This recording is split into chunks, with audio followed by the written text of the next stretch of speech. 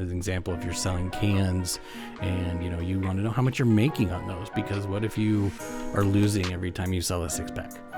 And you don't know that, and it's like every time a 6-pack goes out the door, you're losing $1. If you're not really paying attention, you don't know what your costs are, and you don't know what those things are, you just have no idea, and it's not going to be sustainable.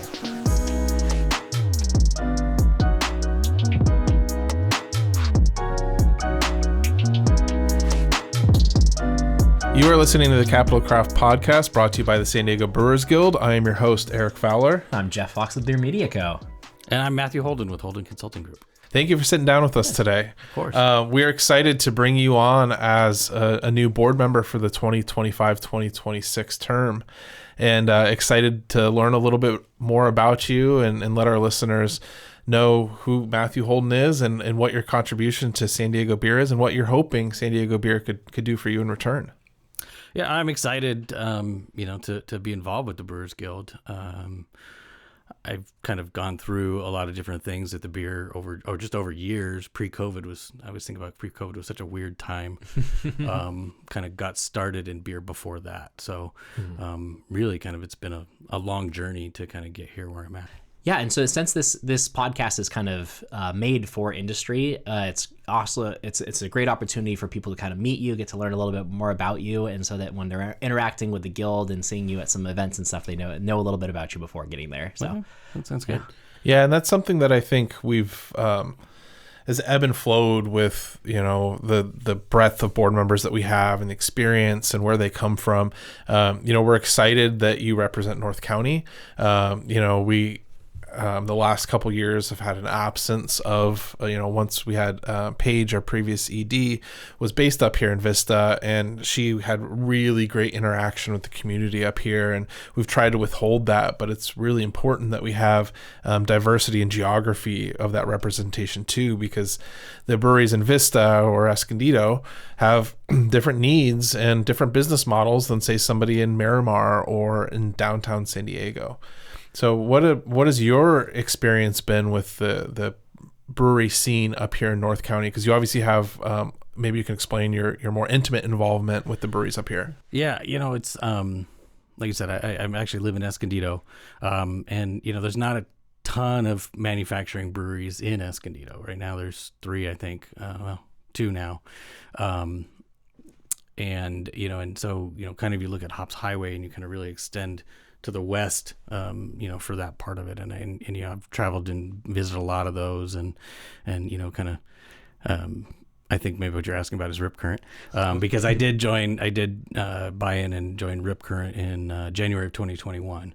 So I spent 3 years there before we did shut down. I think it was the COVID, kind of we were talking about COVID earlier. I mean, COVID it was really hard for everybody, and kind of seeing, where people came out of that and who succeeded and who was not able to make it and everything else is kind of interesting. I do have a finance background. And so about, I think it was 2013, I went out on my own to do kind of business consulting. I'd always done corporate accounting before that, controller, bookkeeper, CFO type stuff, and decided to do it as a consultant. And kind of meeting different people and kind of doing different things. And through that, I did end up running into, getting a handful of brewery, meadery clients and kind of getting into the industry that way, kind of helping them with their finances as much as I could. And everybody's kind of different and, has different needs and things like that. But that was kind of, like a really, from a business standpoint, trying to get into the industry and seeing that and kind of understanding what was going on and where everybody was headed. I did the San Diego State Business of Craft Beer program. I think that was 2017, 2018, again, pre-COVID. It all kind of blends together. Right. But again, got to meet a lot of people through classmates and people teaching classes and just kind of going through that program was super helpful too, to get involved and see what was going on. And joining Rip Current and being part of the guild for 3 years there, really getting to know kind of what was going on, like you said, intimately, really being in the business and understanding how things worked and what needed to be done and everything else and going forward. So I mean, since that's closed, it's been about a year now, just kind of trying to figure out what's next. I think being on the guild will be helpful for me to see direction of, the industry and everything else. And hopefully all my past knowledge that I have, I can help other guild members and board members in that really, see what the next steps are for everybody. Yeah. So why beer, right? Your skill set fits a lot of industries, and a lot of industries with a lot more money and stability. So, and you've obviously gone through some challenges. Like, why are you doubling down now? Where does that passion come from? It is kind of funny. I like the people. I like the industry. I've gone through other things, and there's a handful of industries that, as a consultant, I've done all different kinds of things. I spent a year consulting with the Padres, and I spent, some time on just in all different industries, manufacturing and things like that. And, I think part of it is the creative nature of making something, actually making a product. And, you were showing me earlier the liqueur, the special liqueur that you're using. And I just think there's so many creative aspects of the beer industry, not that there isn't in other places, but just the people that are there and the people that are involved. I haven't really found anybody that, it seems like a nice, I know it's a little more competitive now with the number of breweries and the limited number of tap handles and things like that, but it's always been a real collaborative, hassle-free. a real collaborative, environment, and just a fun place to be. And I also think it's different, like seeing customers come in who like your product, and it's super fun to have that interaction that you don't necessarily get from construction or, some of the other industries that are out there. Being at the bank, nobody comes into the bank and is super happy just because they're there. Yeah. And I do think in the alcohol industry in general, and beer specifically, with as many, breweries as we have, it's just a super fun environment. And you get, you get food trucks, and you get music involved, and you get all these things, and just becomes a fun environment and a fun place to be. People's attitudes, they're choosing to spend their money on it, right? Like the bank or utilities or construction, oftentimes you have to spend your money on it. So your attitude going into it's a little bit different. Whereas beer, it's, we don't have to spend your money on that. So we need to earn it too. And in order to earn it, we have to do the right things and meet people where they're at and give them a good positive experience. Well, and people come back because they enjoyed it. Like you said, if you go to the bank, 3 times a week, it's because you have to. It's because you're taking something there, you're paying something or whatever. But anybody who goes to a brewery or a winery or a meadery or whatever it is 3 times a week, it's because they enjoy it and they're having fun. And so being and having that experience is good. I think there's it's definitely an industry that I think you can kind of get hooked on, because when I first started doing marketing for different breweries and stuff like that back in probably right as COVID was starting, going to guild events and seeing how these breweries interact, and they're sharing hops, they're sharing recipes, they're hanging out at each other's breweries. It's so interactive and collaborative and positive that I'm not used to that, right? And I've heard that industries like the dispensaries and things like that, they hate each other. They call the cops on each other all the time. They're trying to get each other shut down. It's so competitive and so just headbutting all the time. And it's so different. The culture at going to some of these beer events and seeing the interactions and how everyone's friends, everyone wants the best for each other. It was so positive that it made me want to stick, to doing marketing with breweries and things like that. And you talk about Instagram and things like that where you're watching it, and it's so much fun to see 2 breweries that are collaborating, being together on the Instagram feed and stuff like that. And so it is a different environment, I think, than other industries. Looking at guild initiatives for the next couple of years, we are really focusing in 2025 on the people of beer and showcasing that personality, right? That it's not just a faceless industry or product. There are people behind it, and it still is an artisan product. We're going to hopefully do a lot of work to help showcase that. But with your background, something you and I have spoken about before is giving breweries tools to increase their financial literacy. And it's been a struggle from an organizational standpoint to develop the right tools to get people engaged in it. But is your take on why is it so important that breweries really understand their finances and utilize the guild or any organization to give them the resources to do that? Yeah, I think early on in the beer in the beer world, I think it was super easy just to open a place anywhere and people would come. And that was, like, I think that a lot of people kind of had that mentality where we just open a brewery and people will be there.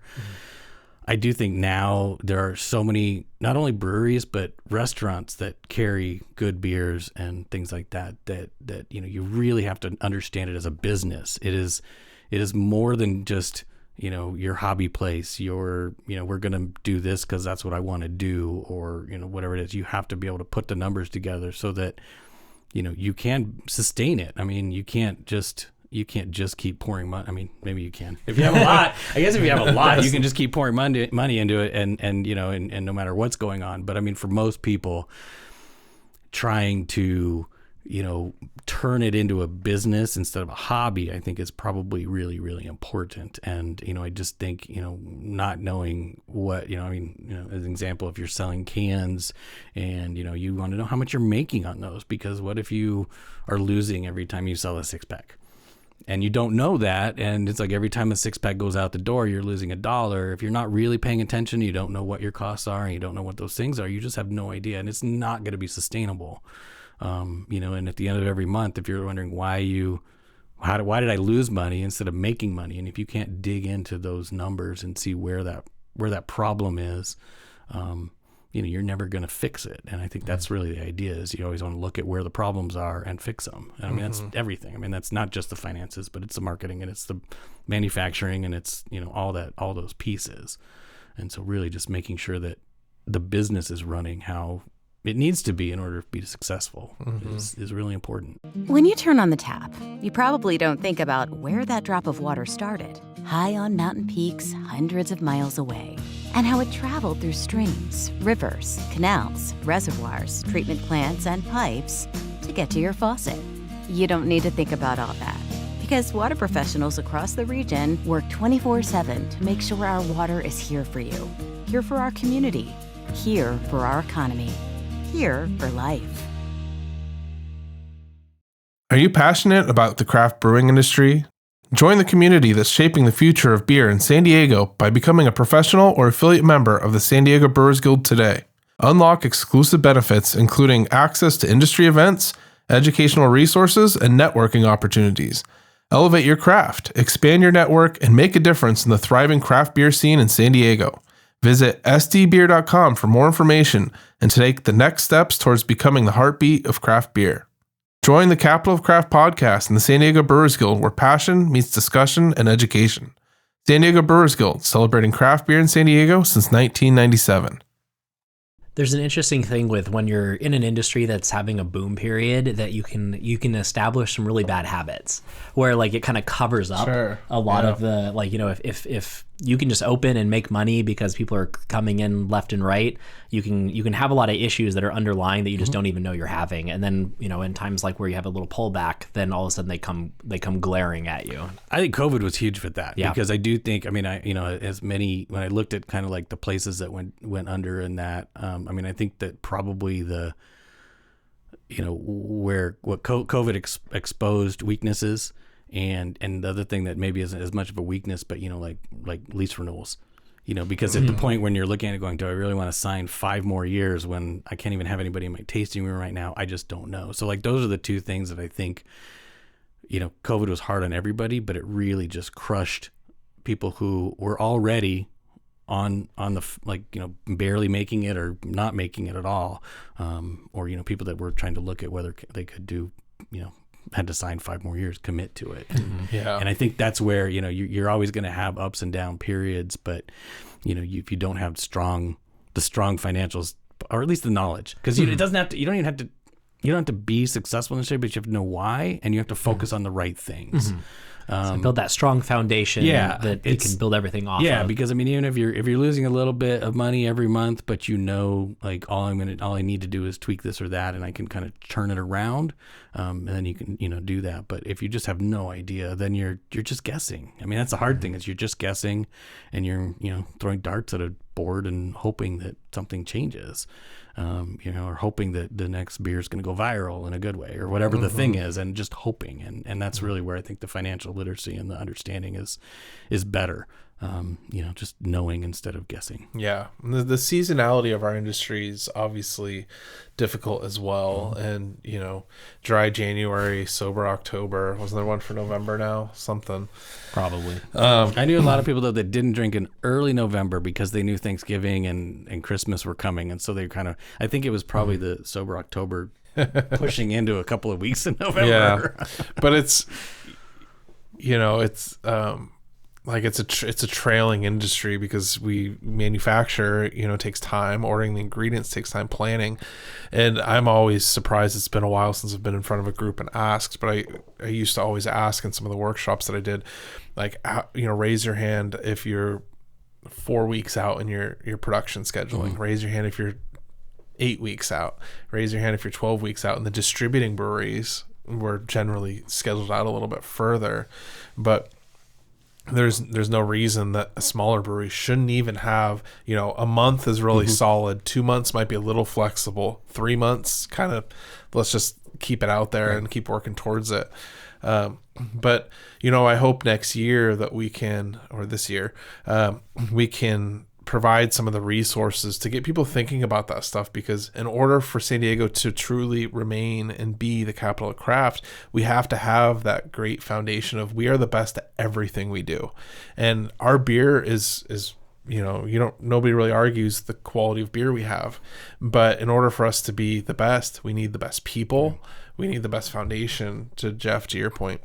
So where would you like to see San Diego beer go over the next couple years to retain what we are? Is it more outward facing beer festivals? Is it national media attention? Or is it really just us shouting the same messaging consistently? I think that the messaging has been good. I think, kind of the festivals are strong. I mean, we think the last one that we just had was pretty well attended.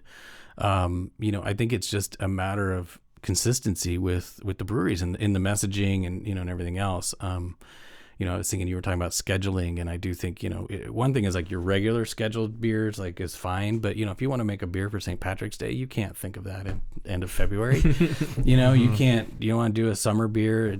June is too late to plan that, and so I think just kind of getting some consistency in, the productions and making stuff that people want at the right times when they want it, and and really, I mean, whatever the guild can help, however the guild can help, I think it would be great for people to ask and us help them out, because I do think getting the festivals and stuff like that, I mean, those are nice and they are one-time shots though too, and so I think building a consistent message in your brewery, don't get forgotten. Don't go 6 months without doing something that people, that people will talk about, or that you talk about. I mean, even if just, having a new beer every couple of weeks is a nice way to remind people that you're there. Yeah. And just making sure that there's consistency there, because like I said, there are a lot of places out there right now, not just the manufacturing places, but restaurants and bars and that are carrying good beer. I mean, you can really go a lot of places and find a lot of good beer. So you have to differentiate yourself in a lot of ways. It's kind of funny, like you say that, but as a marketer, a lot of times I try to look for opportunities, for reasons to reach out to people organically. So like having things come out consistently, so you just have a reason to tell people, is actually really important. Yeah, I think it's good. And one of the hardest jobs as a marketer is when you don't have any news to try to tell, to have a reason to reach out to people. Right. So it's really true. funny. I mean, if you haven't put out a new beer in 6 months, what do you really, you're going to be talking about the same beers that you've had on tap or whatever those things are. So I do think, having something, I mean, and it could be little, it could be a new event. I mean, that's the other thing. It could be just an event to talk about, or a new food truck that's never been to your place before, or something, that's just different. You need something to reach out. Yeah, and you can save yourself money by forward thinking too, right? If you know what you're brewing when you're placing orders, I think a lot of people would be in agreement, we're going to see a lot of changes in cost of goods over the next 18 months with hop production. The Brewers Association and New Brewer just had an article that hop production domestically this year was down 20%. And what's that going to do? It's going to raise prices. Maybe once might take them a year to get through the saved inventory they have, but then it's going to get more expensive because there's less of it. Well, it's going to be more expensive, and then it's going to probably limit the number of hops that are available. So Yeah. also your varieties are down. So not Yeah, only is the but price thinking up and the quantity About that beer, you Yeah. can buy it when it's available. Yeah. Or more of it, Mm-hmm. and not, like you said, I'm deciding to do this type of beer in the summer and it's too late and I have to buy it on the spot market. Yeah. So, I think the guild can do a better job of being that unifying organizer on kind of, consistently shouting out World Beer Cup registration dates or shipping dates or those things to take it off the brewery's shoulders so that we can all be ensuring that we're entering it so that San Diego does remain consistent. Absolutely. And if how do you think is the best way for someone to kind of get more involved with the Brewers Guild, get the most out of their membership here? I mean, I think, just participate. I mean, make sure you're going to the events, whether you're actually providing beer at the events or just attending and meeting people. And I know we do kind of regular scheduled meetups as well. Mm-hmm. We've got classes and different all the events. I mean, all the events we do. I know There's a lot. Yeah, and there's always something. And 28 in 2025. And That's I would say at least too. scheduled. I would say on the education side, if there's something that you want to see that isn't out there, just bring it up and mention it. Hey, I'd love to see this topic or that topic covered. Probably podcast as well. I mean, if there's something that you're interested in and you don't see it or you want to learn more about it, reach out and talk about it. Or if you have a story to tell. If you have, I think I was talking to my oldest kid the other day and we were talking about failures, and I said, everybody learns different ways, and I personally learn from failing. Like I need to screw something up, and then once I screw it up, I'll be better at it than I ever would have been otherwise. But I kind of know that of myself, and if anybody else has stories on things that they screwed up and want to help other people not screw up, we definitely have some amplification for that. And I think too, I mean, trying to attend the stuff that there's there. I mean, we were talking about the finance. We know we had a finance finance session it was a couple months ago. Yeah, it was like just exit strategies and retirement strategies. Yeah, and so just making sure that you're attending things that are of interest and notifying us when there's stuff that's of interest that you don't see. And we'll try to and do probably our best. attending some of the stuff you're not super interested in too. Or sending the right people. I mean, that's the other thing. We talked about this too, like sending the right people to the events too. I mean, maybe you can't make it, but you think your marketing person should go, or your some of your staff on the bar staff or whatever it is. I mean, just making sure that there's people participating and getting that knowledge. And those events are usually open to non-members as well as members. Anybody that is an employee of a member organization, a brewery, an affiliate member, a supplier, is a member of the guild. So I think it's always worth noting and letting everybody know, if you're not on the mailing list and you're listening to this podcast and you've gotten 25 minutes into it and you're still listening to us, shoot info@sdbeer.com and email, and make sure you get added to our mailing list, because that's really where you're going to stay up to date, as well as our social media and all that. But thank you for joining us and your contributions to the organization. We're excited to have you, and I appreciate your time today sitting down with us. Of course. If anyone wants to reach out, what's the best way for them to get a hold of you? I mean, depending on what it is, I do holdenconsultinggroup.com is my website, and Matthew at holdenconsultinggroup.com is the easiest email. I don't have Instagram. I think I created my company, and I don't think I really felt that there was a whole lot of benefit to having consulting for an Instagram account, but I don't know, maybe I should create it. But that's probably the easiest way. We can talk. Yeah, there you go. There you go. But, well, thank you for watching the Capital of Craft podcast, or listening to it on your favorite podcasting platform, of course. If you like what you heard, make sure you subscribe, and you can follow us at SD Brewers on Instagram or your favorite social media network, and we hope to see you at the next one. Cheers. Cheers.